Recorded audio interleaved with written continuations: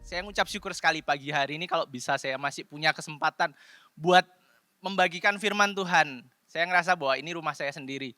Jadi saya nggak ada perasaan takut, perasaan tertuduh dan lain sebagainya. Saya harus ngobrol sama papa mama saya di sini. Om tante yang umurnya mungkin seumuran sama mama saya panggilnya bisa papa mama. Yang seumuran sama saya bisa bilang saudara. Termasuk adik-adik saya bisa panggil adik-adik saya. Kita ngobrol pagi hari ini. Oke. Untuk mempersingkat waktu, kita akan mulai dengan firman pagi hari ini. Kita masih ikutin jadinya dari minggu pertama, kita sudah bahas satu persatu. Jadi ada kemenangan atas dosa, bagaimana Kristus memenangkan kita, bagaimana kita menang atas kutuk dosa. Dan saya masuk ke minggu yang terakhir, kita akan membahas, jadi tema besarnya adalah kemenangan atas masa lalu. Tapi kalau misalnya Bapak Ibu Saudara sekalian biasanya terbiasa dengan judul judul khotbahnya adalah kesempatan kedua. Wah, kayak sinetron ini ya, pagi-pagi kita udah gak relate ya, karena gak ada yang nonton TV mungkin ya. Jadi sinetron itu apa ya? Oke, kita akan bahas kesempatan kedua. Oke. Ayatnya akan diambil dari Yohanes 21 ayat 15 sampai 19. Jadi saya ajak untuk kita bisa membaca secara bergantian. Saya akan membacakan ayat yang ganjil dan saudara sekalian bisa membacakan ayat yang genap. Perikopnya berkata, gembalakanlah domba-dombaku. Sesudah sarapan, Yesus berkata kepada Simon Petrus, Simon, anak Yohanes, apakah engkau mengasihi aku lebih daripada mereka ini? Jawab Petrus kepadanya, benar Tuhan, engkau tahu bahwa aku mengasihi engkau.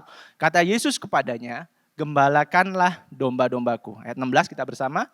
Kata Yesus pula kepadanya untuk kedua kalinya, Simon anak Yohanes, apakah engkau mengasihi aku? Jawab Petrus kepadanya, benar Tuhan, engkau tahu bahwa aku mengasihi engkau. Kata Yesus kepadanya, gembalakanlah domba-dombaku. Kata Yesus kepadanya untuk ketiga kalinya, Simon anak Yohanes, apakah engkau mengasihi aku? Maka sedih hati Petrus. Karena Yesus berkata untuk ketiga kalinya, apakah engkau mengasihi aku?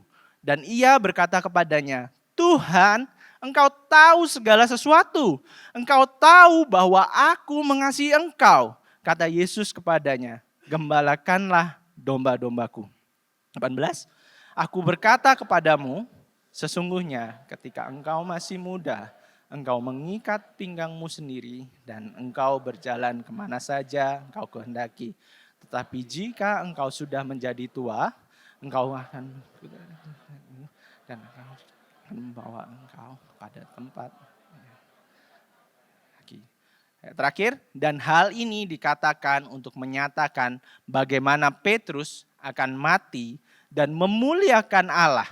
Sesudah mengatakan demikian, ia berkata kepada Petrus, ikutlah aku. Oke, jadi sesuai dengan tema khotbah pagi hari ini, kita akan berbicara tentang kegagalan. Kita bukan berbicara tentang kesempatan kedua yang Tuhan berikan dalam hidup kita. Kita akan berbicara tentang apa yang terjadi dalam kehidupan Petrus. Bagaimana kehidupan Petrus, pemulihan yang terjadi dalam Petrus itu terjadi juga dalam kehidupan kita. Ada seorang yang cukup terkenal, kisahnya akan saya menceritakan kisahnya dari seorang yang sampai sekarang masih diabadikan namanya. Menjadi sebuah penghargaan bagi penemu, bagi orang-orang yang melakukan sebuah tindakan yang bersejarah, dia diabadikan dengan penghargaan Nobel. Alfred Nobel lahir sekitar tahun 1700-an, dia terkenal menciptakan banyak hal. Dan satu hal yang paling terkenal dalam penciptaannya, dia menciptakan, menemukan, invented sebuah karya yaitu bubuk mesiu. Bubuk mesiu dalam perkembangannya dirubah menjadi dinamit. Nah, dalam masa-masa industri tahun 1700-1800-an, dinamit ini sangat berguna, terutama dalam pertambangan dan dalam industri. Dinamit digunakan untuk membantu buruh dalam membuka tambang-tambang baru dengan daya ledak yang kuat dari dinamit, sehingga dibutuhkan waktu, dibutuhkan dan tenaga yang lebih sedikit. Namun apa yang terjadi? Sebuah hal yang baik yang diciptakan oleh Alfred Nobel berubah menjadi kabar buruk. Kabar buruknya apa? Mulai terjadinya perang saudara, mulai terjadinya perang dunia ke-1, dan dinamit yang pertamanya diciptakan untuk sebuah hal yang indah, yang baik, Di tangan yang buruk, dinamit ini menjadi senjata penghancur yang luar biasa. Dinamit ini membunuh banyak orang. Sehingga dalam tulisan akhir masa hidupnya Alfred Nobel menuliskan, seandainya aku bisa mengulang waktu, aku bisa untuk kembali ke masa lalu, lebih baik aku tidak pernah menemukan bubuk mesiu dan aku tidak pernah membuat dinamit tersebut. Kenapa? Karena ada sebuah penyesalan, sebuah kegagalan yang dialami oleh Alfred Nobel. Mungkin kegagalan yang sama yang mungkin kita juga alamin. Kita merasa bahwa aku ingin menikah, aku ingin mempunyai hubungan, aku mencita-citakan sesuatu yang baik. Tapi kenyataannya apa yang kita pikirkan baik ternyata berkebalikan 180 derajat. Berlawanan dengan apa yang kita cita-citakan di awal. Sebuah gambaran di sini kita bisa melihat bagaimana ada kegagalan-kegagalan yang mungkin terjadi dalam kehidupan kita. Ketika kita menikah, kita mengidamkan bahwa kita mempunyai pernikahan yang sempurna. Kita akan hidup dengan anak cucu kita, dan kita akan akhirnya suatu saat berpulang ke rumah Tuhan bersama-sama dalam keluarga yang indah. Tapi kenyataannya apa? Mungkin yang kita alamin saat ini, yang kita doakan, yang kita struggle, yang kita bergumul saat ini, kita gagal dalam pernikahan kita. Bahkan mungkin saat ini kita belum punya pasangan. Kita struggle dengan hal itu dan kita ngerasa, Tuhan aku gak sempurna kalau aku gak punya pasangan. Mungkin itu jadi pergumulan kita hari-hari ini. Kita dikecewakan oleh pasangan kita. Kita dikecewakan oleh anak-anak kita yang memberontak kepada kita. Atau mungkin teman-teman saya di sini, adik-adik saya di sini yang masih remaja. Mungkin kita bertanya-tanya, apakah saya telah dilahirkan di keluarga yang salah? Mengapa saya punya orang tua yang sangat otoriter? Orang tua yang gak pernah dengar keluhan-keluhan hati saya. Mungkin ini pertanyaan kita semua saat ini. Mungkin ini kegagalan-kegagalan yang kita alamin dalam hidup kita. Dan Tuhan punya rencana, punya maksud di dalam kata yang mungkin kita katakan, saya telah salah menjalani hidup ini. Saya telah salah melangkah dalam hidup ini. Cukup tegang kayaknya nih, ya. Saya cerita sedikit ya. Jadi di sebuah hutan, hari itu adalah hari inaugurasi, hari pengangkatan raja hutan yang baru. Siapa raja hutan ya? Raja hutan singa. Oke, singa.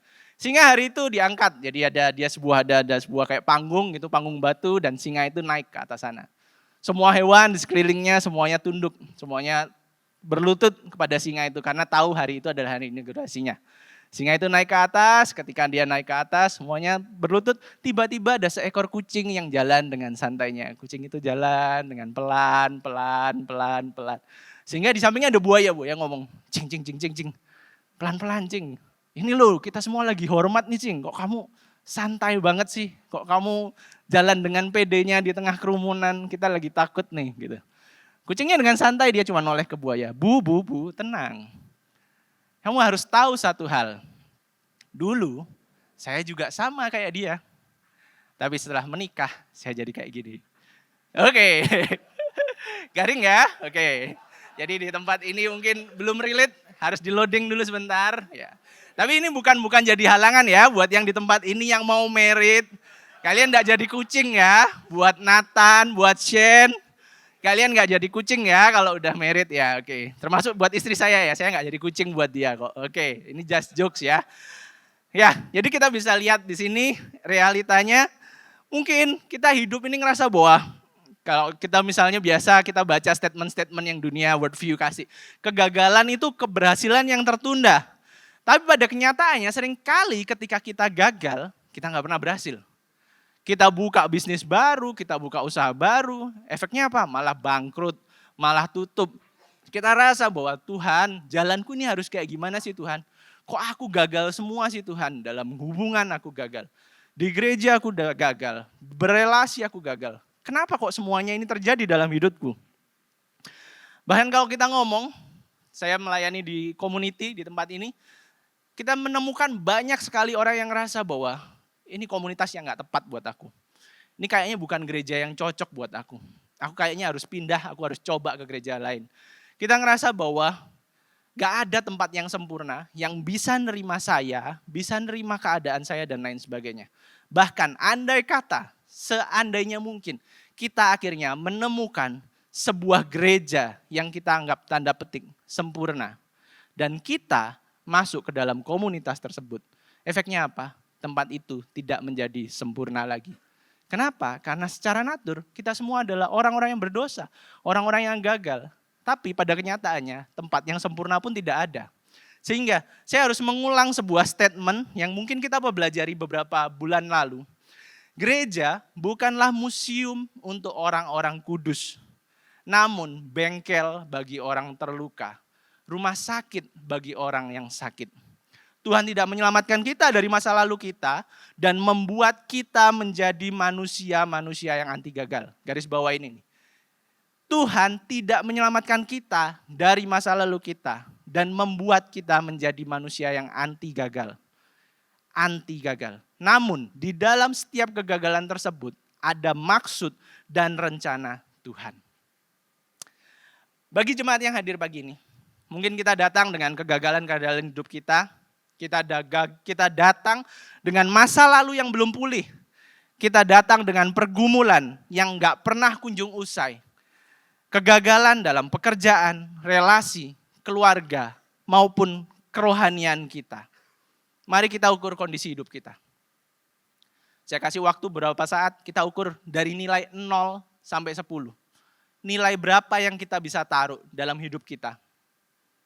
2, 3, atau mungkin yang ngerasa superior, oh hidupku aman, hidupku nyaman, hidupku baik, 8, 9, 10. Atau kayak saya pendukung Chelsea, nilainya 5 jadinya. Karena di tahun ini cuma di tengah musim, wah gak relate ya. Oke. Jadi di tempat ini kita punya satu grup kecil, ada 3 pendukung, ada 1 pendukung Liverpool, 1 pendukung MU, dan saya sendiri pendukung Chelsea. Dan puji Tuhan kita tahun ini sama-sama bersedih karena yang juara Manchester City. Gak ada pendukung Manchester City? Oke, gak ada. Oke, ya. Jadi mungkin kita bisa menilai dalam hidup kita, berapa nilai dari yang kita alamin. Kita mungkin bisa menilai bahwa oke, Tuhan baik, hidupku gak pernah gagal. Bagus, tapi ternyata orang-orang yang seperti ini pun membutuhkan kabar baik Injil. Apalagi orang-orang yang broke up, orang-orang yang ngerasa bahwa nilaiku cuma 2, nilaiku cuma 3. Kita butuh kabar baik Injil itu yang melepaskan kita, membebaskan kita. Hari ini kita dapat menjumpai banyak orang yang tertolak atau bahkan menolak dirinya sendiri. Seringkali kita lihat orang-orang di sekitar kita atau bahkan kita sendiri yang nyaman hidup menggunakan topeng kepura-puraan. Kita menjalani hari dengan senyuman, kita menjalani hari dengan tawa, tapi dalam setiap hari kita menangis di dalam. Kita hancur dalam kesedihan, dalam keterpurukan kita. Inilah kabar baik Injil dari Tuhan yang memberitakan kabar kelepasan bagi orang-orang yang gagal. Kita akan melihat sebuah konteks di sini. Mengenai gambar ini, mungkin kita sudah ingat kejadian apa ini yang dibentuk waktu itu. Kita ingat keadaan ketika Yesus bangkit. Masa-masa sebelum Pentakosta seperti hari ini yang kita rayakan. Jadi keadaannya saat itu berbeda dengan yang kita alami saat ini. Saat ini kita tahu bahwa Kristus sudah bangkit sehingga ada harapan. Karena Kristus yang kita sembah tidak selamanya diam di dalam kubur. Tapi kubur kosong itu memberi kita harapan. Tapi murid-murid pada saat itu mereka tidak bisa melihat keadaan itu. Vibes atau keadaan yang terbentuk saat itu adalah vibes yang tanpa harapan. Murid-murid merasa bahwa mana Tuhan? Mana Tuhan yang mestinya membebaskan kita? Mana juru selamat? Mereka kehilangan arah, mereka kehilangan harapan. Sehingga yang dilakukan oleh murid-murid pada zaman itu, mereka kembali kepada kesibukan mereka masing-masing. Mereka kembali kepada pekerjaan mereka. Mereka masing-masing. Bahkan mereka lupa, garis bawah ini, mereka lupa akan perkataan Yesus sendiri. Yesus mengulang berkali-kali bahwa aku akan bangkit di hari yang ketiga. Sehingga mereka melupakan itu semua. Mereka kembali kepada rutinitasnya. Hal yang sama yang kita bisa lihat dengan 2 murid. Yang mungkin Pastor Anthony pernah khotbah beberapa tahun lalu. Dan masih saya ingat sampai saat ini. Kejadian tentang 2 orang dalam perjalanannya ke Emmaus. Bagaimana keadaan yang mereka alami saat itu, bahkan saat mereka bersama dengan Tuhan, mereka tidak mengenali bahwa orang yang berjalan bersama dengan mereka adalah Tuhan sendiri. Karena mereka apa? Karena mereka penuh dengan keputusasaan. Mereka penuh dengan rasa gundah. Sehingga mereka ngerasa bahwa seorang superhero yang mereka harapkan, yang mestinya akan memimpin mereka dalam peperangan, dalam pemberontakan, tapi superhero itu malah harus meninggal, mati, jadi cemoohan, jadi olok-olokan di atas kayu salib. Sehingga harapan yang mereka harapkan itu sirna. Seakan-akan segala sesuatunya gagal. Hal ini merupakan apa yang mungkin kita alami juga. Seakan segala hal yang kita hadapi saat ini, kita sudah mengikut Tuhan, kita sudah melayani Tuhan, kita sudah melakukan banyak hal, kita sudah memberikan persembahan, kita sudah memberikan yang terbaik dalam hidup kita. Tapi apa yang kita peroleh hari ini? Keadaannya enggak berubah. Suami kita tetap seperti itu, istri kita tetap seperti itu, anak-anak kita tetap seperti itu. Seakan segala sesuatunya gagal. Mengapa kita harus ngalamin ujian ini?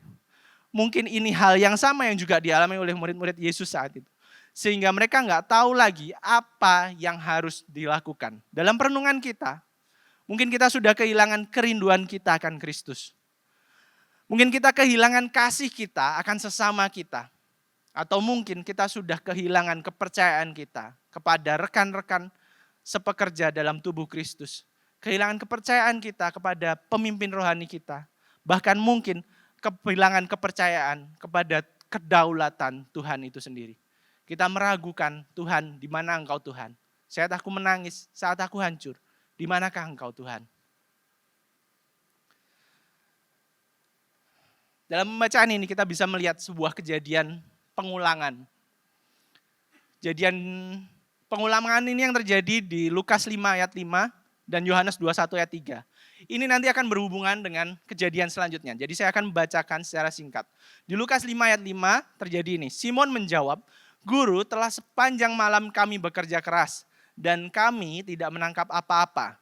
Tetapi karena engkau menyuruhnya, aku akan menebarkan jala itu. Kita ingat ya tadi di kejadian di Yohanes 21. Kalau yang mungkin catat, bawa catatan pagi hari ini bisa dicatat. Jadi ini ada hubungannya. Di Yohanes 21 ingat tadi murid-murid yang sudah kehilangan harapan, mereka kembali jadi nelayan. Nah di Lukas 5 ini adalah bagaimana waktu itu Kristus, Yesus berjumpa dengan Simon. Simon adalah seorang nelayan. Nah ini adalah perjumpaannya yang pertama di Lukas 5. Di Yohanes 21, sebelum yang kita baca yang ayat yang tadi pertama, di ayat 3, 6-7. Kata Simon Petrus kepada mereka, aku pergi menangkap ikan. Kata mereka kepadanya, kami pergi juga dengan engkau. Mereka berangkat lalu naik ke perahu, tetapi malam itu mereka tidak menangkap apa-apa. Maka kata Yesus kepada mereka, tebarkanlah jalamu di sebelah kanan perahu, maka akan kamu peroleh. Lalu mereka menebarnya dan mereka tidak dapat menariknya lagi karena banyaknya ikan. Maka murid yang dikasih Yesus itu berkata kepada Petrus, itu Tuhan. Ketika Petrus mendengar bahwa itu adalah Tuhan, maka ia mengenakan pakaiannya sebab ia tidak berpakaian. Lalu terjun ke dalam danau. Murid-murid sadar itu Yesus. Karena Yesus seakan mengulang kejadian yang sama. Dan hal ini akan berkaitan tentang apa yang terjadi dengan kisah Simon Petrus selanjutnya.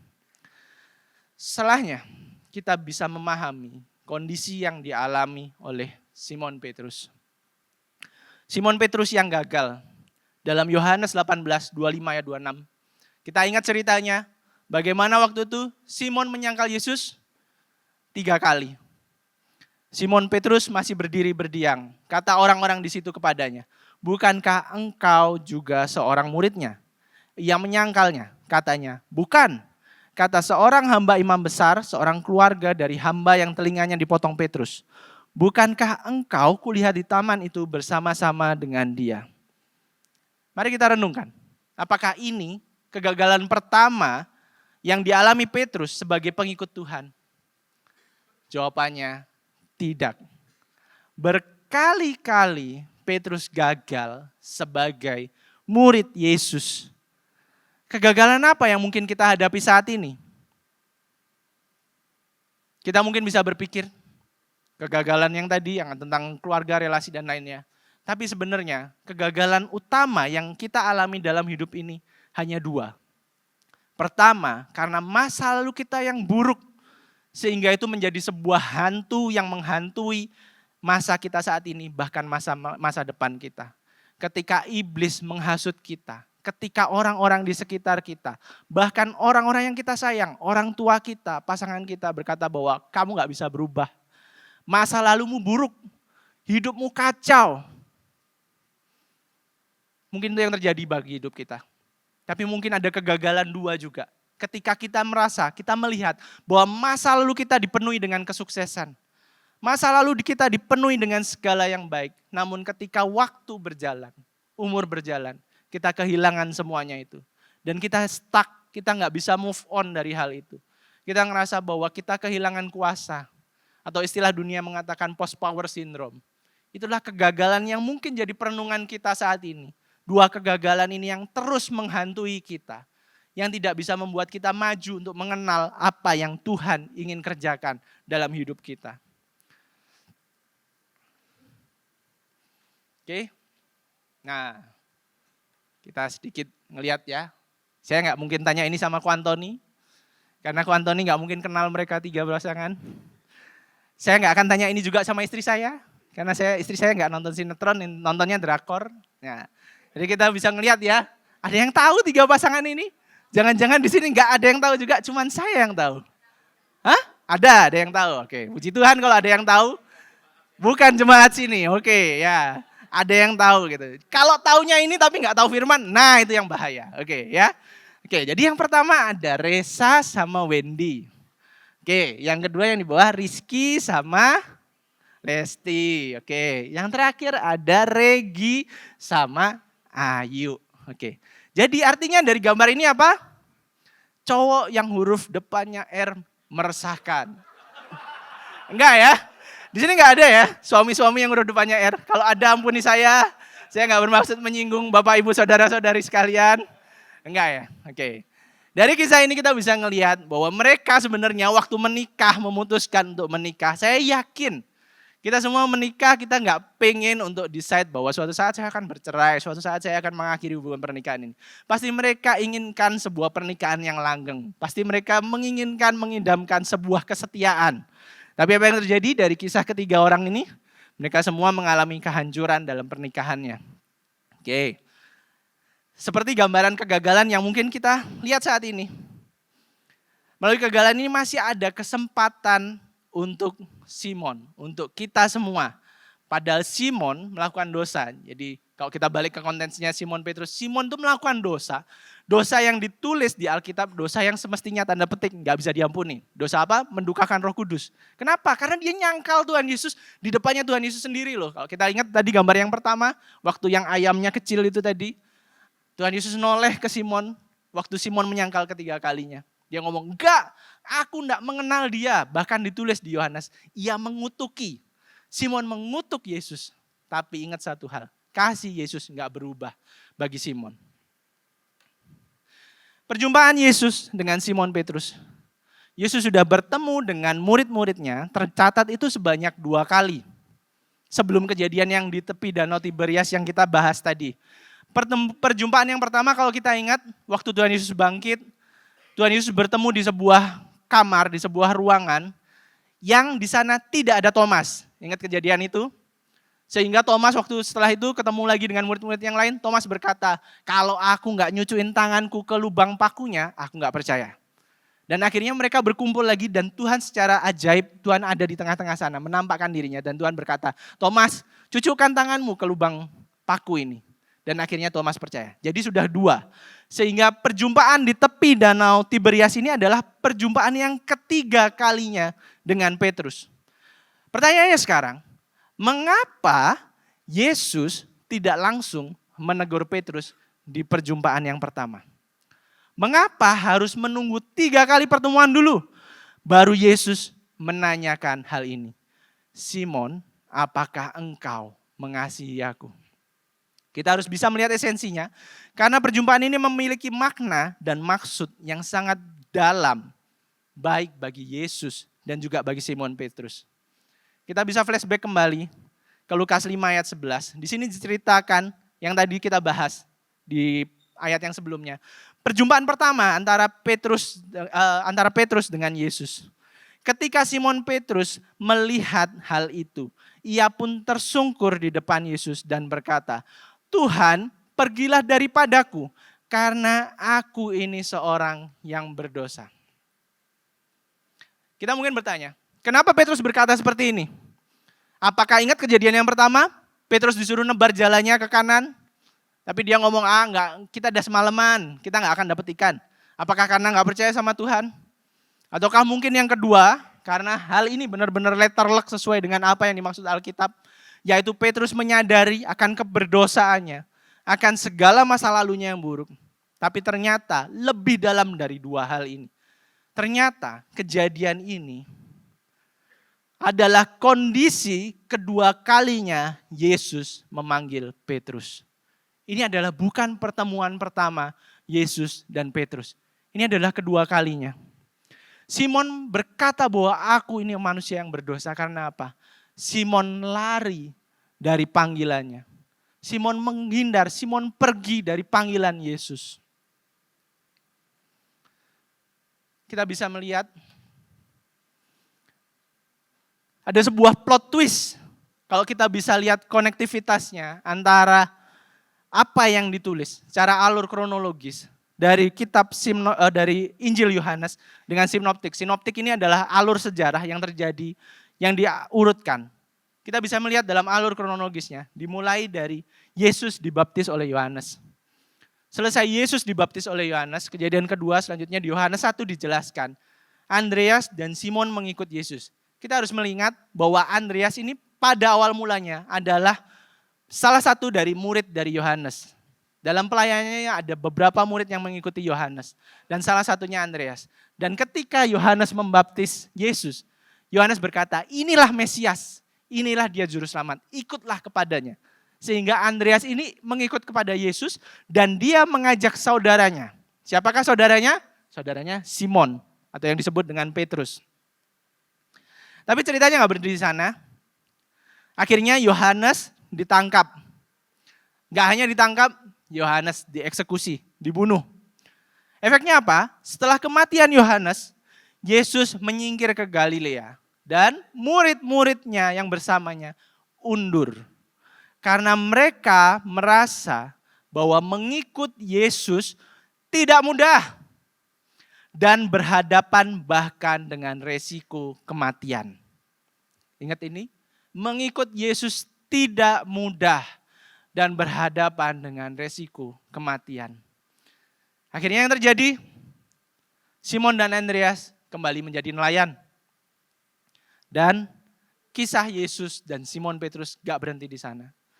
Di Lukas 5 dituliskan, Yesus sekali lagi memanggil Simon di Danau Galilea. Sehingga dari kronologis ini kita bisa mengerti kehancuran hati yang dialami oleh Simon Petrus.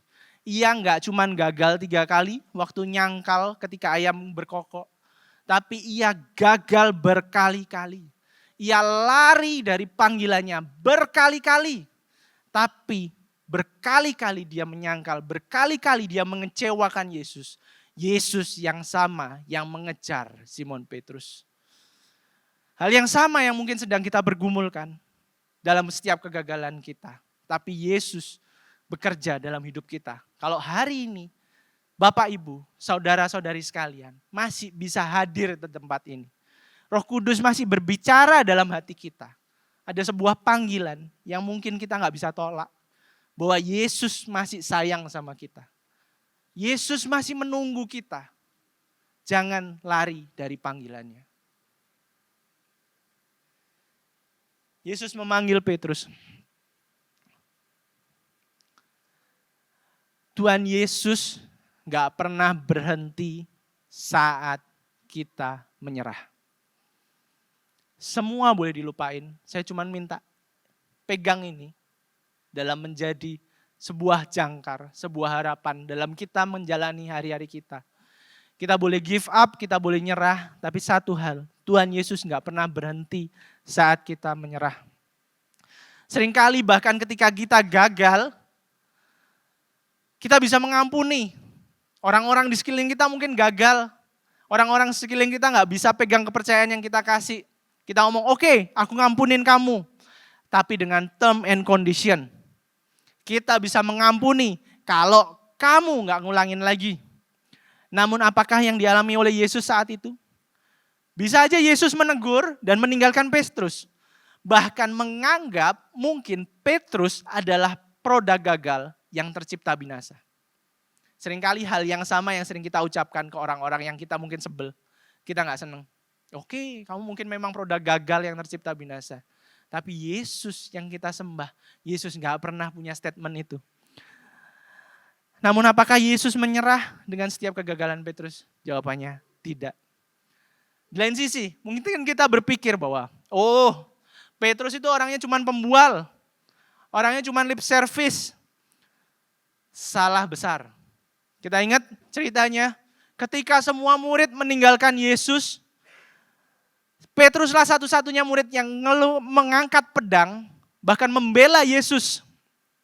Tapi hanya dalam hitungan beberapa saat saja, Petrus yang membela Yesus, yang seakan-akan berani tersebut, menjadi Petrus yang pengecut, yang melupakan segalanya dan menyangkal Yesus 3 kali. Relevansinya apa dengan kehidupan kita? Mungkin saat ini hati kita terbakar. Mungkin saat kita datang ke ibadah, kita datang berkomsel atau kita datang KKR, kita ngerasa bahwa oke, Tuhan jamah aku, kita nangis-nangis dan lain sebagainya. Tapi yang terjadi hari-hari ke depannya, kita jatuh bangun ke lubang yang sama. Bahkan lebih parah dari dosa-dosa masa lalu kita. Tapi Tuhan mau bekerja melalui pembicaraan kita, khotbah kita pagi hari ini. Hari ini kita mungkin frustasi dengan keadaan hidup kita. Frustasi dengan dosa-dosa kita. Hasutan iblis akan setiap keterpurukan kita. Kita berdoa mungkin dalam setiap doa kita agar panic attack kita bisa sembuh atau enggak kambuh lagi. Kita menyerahkan kegagalan-kegagalan kita. Hari ini kita perlu mendengar kabar baik Injil yang membebaskan kita. Ada Yesus yang datang kepada Petrus sampai 3 kali dan tidak menyerah akan kelemahan Petrus. Dan bahkan mengapa Yesus harus berbicara di depan murid, di depan semua orang. Garis bawah ini. Karena Petrus juga menyangkal Yesus di depan semua orang. Sehingga Yesus ingin menyelesaikan, menunjukkan kepada semua orang bahwa Yesus mengampuni dan memberikan kesempatan kedua tersebut. Dalam sebuah pertanyaan yang tidak hanya ditanyakan kepada Petrus, tetapi ditanyakan kepada kita semua pagi hari ini. Apakah engkau mengasihi aku?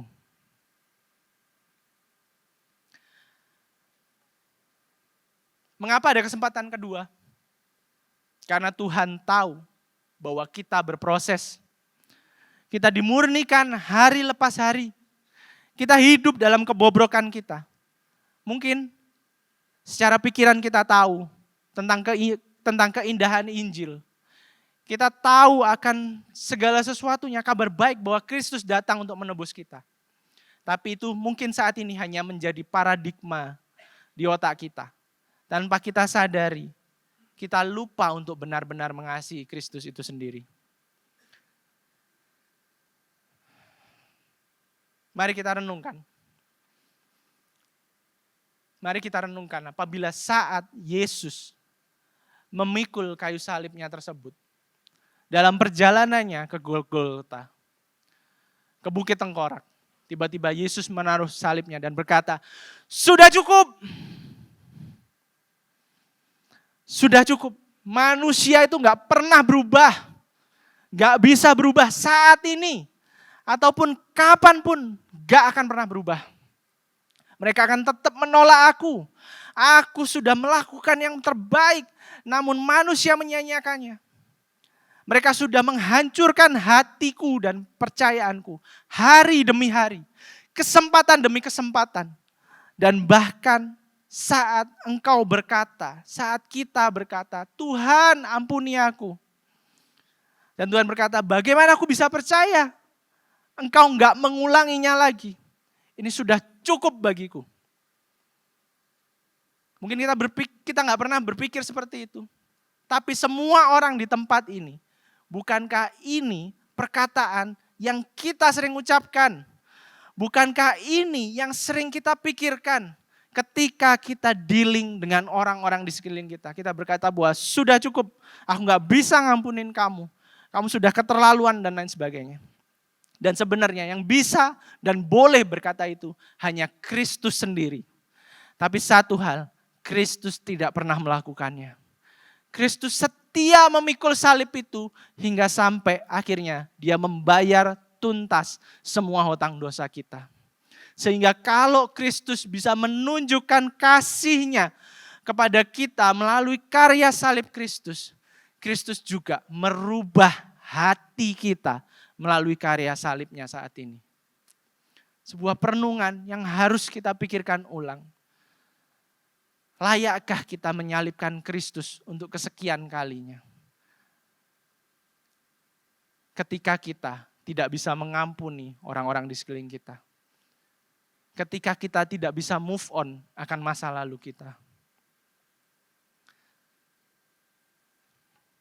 Yesaya 43 ayat 25 berkata, Akulah dia yang menghapus dosa pemberontakanmu. Oleh karena aku sendiri dan aku tidak mengingat-ingat dosamu. Sebuah gambaran yang bisa saya sebagikan sebagai perenungan kita pagi hari ini. Ada sebuah cerita yang sangat mengusik hati saya. Cerita ini tentang pada masa di Amerika, pada masa perbudakan. Hiduplah, jadi di masa perbudakan itu orang-orang kulit hitam dicap sebagai kalangan bawah. Kalangan yang gak punya harapan, gak punya masa depan. Mereka hidup sebagai budak. Dalam perjalanannya ada seorang tuan tanah yang dia punya peternakan. Dia akhirnya mempekerjakan budak kulit hitam bersama dengan keluarganya. Orang ini seorang yang sangat bengis, orang yang jahat. Dia tidak berperi kemanusiaan. Hingga suatu saat musim dingin tiba, dengan sadisnya dia memanggil seorang anak dari budak ini. Yang dia lakukan apa? Dia belah perutnya. Gunanya untuk apa? Hanya untuk menghangatkan kakinya. Dia mencelupkan kakinya ke dalam perut anak itu. Budak ini bersama keluarganya, dia berkata bahwa kita marah, tapi kita nggak bisa ngelawan. Kenapa? Karena mereka tidak mempunyai hak. Mereka hidup sebagai budak. Sehingga mereka cuma bisa berpasrah dengan penuh ketakutan. Hingga suatu saat, ada seorang tuan lainnya yang menghampiri tuan yang jahat ini. Dia berkata, aku akan bayar berapapun harganya untuk budakmu beserta dengan seluruh keluarganya. Seorang tuan yang jahat ini dia berkata, budak ini loh gak ada harganya. Ngapain sih kamu harus bayar mereka? Biarinlah mereka sebagai budak. Enggak, aku mau bayar mereka berapapun harganya. Sehingga tuan yang jahat ini memberikan sebuah nilai, sebuah angka yang sangat tinggi, yang gak masuk akal. Tapi yang dilakukan oleh tuan yang baru ini, dia berkata, oke, kasih aku beberapa hari dan aku akan bayar harganya. Akhirnya hari yang ditunggu pun tiba. Dan dia menghampiri tuan yang jahat ini. Dia keluarkan uang tersebut, dia bayar, dia tebus semua keluarga budak ini, beserta dengan budak ini. Yang dialami oleh budak ini apa? Apakah dia merasa bahagia? Apakah dia merasa bahwa, wah hidupku aman, sekarang sudah ada harapan? Tidak. Kita harus sadar apa yang dialami budak ini. Kalau ada tuan baru yang berani bayar harga lebih mahal, hidupku pasti akan lebih hancur. Tuan ini pasti akan lebih jahat, lebih bengis. Sehingga mereka dengan penuh ketakutan mereka menghadap tuan yang baru ini. Namun apa yang terjadi? Tuan yang baru ini mengajak keluarga ini, budak ini dan keluarganya ke peternakannya. Yang terjadi bukan hukuman, bukan pekerjaan yang lebih parah, tapi yang terjadi adalah dia diangkat menjadi keluarga. Mereka makan di satu meja yang sama. Dia diperlakukan dengan baik oleh tuan ini. Tidak ada lagi perbudakan. Sehingga mereka, budak ini beserta keluarganya, mereka bekerja dengan semangat. Karena mereka bekerja dengan semangat, akhirnya biaya yang dikeluarkan oleh tuan ini saat pertama menebus budak ini, akhirnya terkumpul. Dan akhirnya Tuan ini karena melihat biayanya sudah terkumpul, akhirnya dia pergi ke seorang notaris di sana untuk dia membuat sebuah perjanjian. Karena seorang budak ini, mereka bisa aman di jalan, mereka bisa aman melanjutkan hidupnya. Kalau ada perjanjian tersebut, membuktikan bahwa mereka sudah bebas dari perbudakannya. Akhirnya dia membuat itu semua dan suatu malam dia memanggil budak ini beserta dengan seluruh keluarganya. Tuan ini berkata, terima kasih kamu sudah membantu aku dalam peternakan ini. Kamu sudah baik kepadaku. Dan sekarang aku ingin memberikan surat bebas ini kepadamu. Dia menunjukkan surat bebas itu kepada budak ini. Budak itu ketika melihat surat itu, dia hanya menangis. Dan yang dia lakukan setelahnya apa? Dia merobek surat itu menjadi kecil-kecil dan dia membuangnya. Lalu dia memeluk Tuhan itu dan dia berkata, enggak, aku enggak mau bebas. Aku mau selamanya menjadi budakmu. Mungkin hal yang sama yang kita alami saat ini. Kita nggak pernah merasakan kasih Yesus yang sejati. Seperti yang dialami oleh budak itu. Tapi kalau kita ngerti yang dialamin Petrus.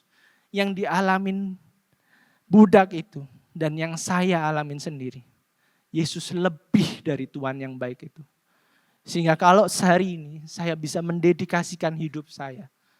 Saya bisa merasakan bahwa saya, Jerry, masih punya kesempatan kedua. Kesempatan ketiga atau kesempatan berapa kali pun. Itu hanya karena kasih karunia Kristus dalam hidup saya. Kasih karunia yang sama yang bekerja dalam hidup Bapak, Ibu, Saudara-saudari sekalian. Yang memanggil kita semua pagi hari ini. Kalau saya bisa merobek kertas itu untuk berkata, Tuhan aku mau ikut kamu. Panggilan yang sama buat kita semua pagi hari ini. Apakah engkau mengasihi aku? Kita bisa mengasihi Tuhan karena kita sudah terlebih dahulu dikasihi. Kita bisa mengucap syukur karena Yesus sudah mati bagi kita. Kabar baik Injil bagi kita. Yesus disangkal dan ditolak. Saya mengundang tim PW untuk kita bisa bantu di atas. Yesus disangkal dan ditolak supaya Petrus tidak ditolak. Siapakah Petrus di sini? Kita semua. Petrus bahkan kita ini bukan cuma Petrus. Kita ini adalah Yudas yang bukan hanya satu kali saja menjual Yesus demi 30 keping perak. Apakah 30 keping perak kita itu bisa jadi kenyamanan kita? Bisa jadi penerimaan kita? Bisa jadi pekerjaan kita atau bisa jadi keluarga kita. Kita yang mestinya layak untuk ditinggalkan dan dibuang. Namun Kristus bayar harganya lunas untuk menebus kita. Yesus gak punya kesempatan kedua supaya kita punya kesempatan kedua. Ingat kejadian di Taman Getsemani. Yesus memohon kepada Allah Bapa agar cawan murka Allah bisa lalu. 3 kali Yesus meminta dan 3 kali pula Allah Bapa tidak menjawabnya. Yesus kehilangan kesempatannya untuk memohon sehingga kita saat ini punya kesempatan kedua untuk memohon pengampunan dari Allah. Yesus harus ditolak oleh Allah Bapa supaya penolakan terburuk yang pernah bahkan bisa dialami oleh manusia, dialami oleh Yesus sendiri. Di atas kayu salib, Yesus dengan sisa tenaganya berkata, Eloi, Eloi, lama sabachthani. Allahku, Allahku, mengapa engkau meninggalkan aku? Yesus harus ditolak, harus ditinggalkan, sehingga kita bisa diterima. Dan kalau saat ini kita pun mengalami penolakan, kita pun mengalami kegagalan, kita pun mengalami keterpurukan, ada kabar baik bagi kita semua. Bahwa Tuhan yang kita sembah pernah mengalaminya. Sehingga ia dapat menjadi penghibur bagi kita. Dialah sumber penghiburan dalam masa-masa terkelam yang kita alami. Seperti itu tertulis dalam Yohanes 21. Maka sedih hati Petrus karena ia sungguh mengasihi Yesus. Apakah hati kita juga saat ini sudah terkoyak akan kabar baik Injil ini? Sehingga Injil tersebut membawa pertobatan dan perubahan hidup yang sejati. Kesempatan kedua menuntun kita dalam pertobatan dan perubahan hidup yang sejati. Bukan sebuah panggilan yang tanpa tujuan, bukan sebuah karya yang sia-sia. Tapi di balik ini semua kita tahu ada rencana yang Tuhan berikan dalam hidup kita. Sebuah lagu yang memberkati saya hari-hari ini. Sebuah lagu yang berjudul Goodness of God. Lagu ini berkata dalam liriknya, sangat indah. Aku mencintai Engkau Tuhan, karena kasih karuniamu, karena anugerahmu itu yang gak pernah gagal dalam hidupku. Seumur hidupku, sepanjang hariku, hidupku ini aman di dalam tanganmu. Dari waktu aku membuka mata, hingga akhirnya aku berbaring. Aku akan menyanyikan kebaikanmu. Dan dalam setiap hidupku, Engkau selalu setia. Dalam setiap hidupku, Engkau baik, bahkan teramat baik. Dengan setiap nafas yang aku mampu, aku akan menyanyikan kebaikanmu. Aku mencintai suaramu. Kau menuntunku melewati api. Bahkan di saat malam tergelap, kamu dekat denganku. Aku melihatmu, aku mengenalmu sebagai seorang ayah, sebagai seorang teman. Dan aku hidup hanya dalam kebaikan. Karena hanya kebaikanmu itu yang mengalir hari lepas hari. Dan aku akan membaringkan diriku berlutut berserah saat ini. Karena aku mau memberikan segalanya kepadamu. Saya undang untuk kita bisa bangkit berdiri.